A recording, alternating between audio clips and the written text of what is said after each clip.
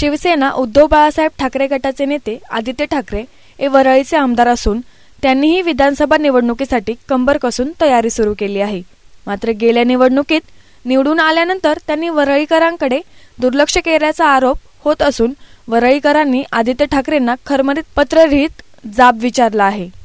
तुम्हाला जय महाराष्ट्र म्हणायचं की सलाम वालेकुम असा सवालही विचारण्यात आला आहे।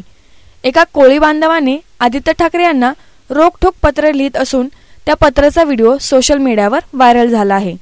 त्यात त्यांनी आदित्य ठाकरे यांच्यावर टीका करत त्यांना जाब विचारला आहे। गेल्या 4.5 वर्षात आदित्य यांनी वरळी विधानसभा मतदारसंघाकडे लक्ष दिले नसल्याचा आरोपही त्यांनी केला असून त्यांना खरमरीत शब्दात सुनावण्यात आला आहे। तुम्हाला जय महाराष्ट्र साहेब बोलायचं की सलाम वालेकुम मिया बोलायचं असा प्रश्न आम्हाला पडलाय, अशी पत्राची सुरुवात करण्यात आली आहे। आम्ही वेडे आहोत म्हणून आतापर्यंत तुमच्या शिवसेनेला मदत करत राहिलो।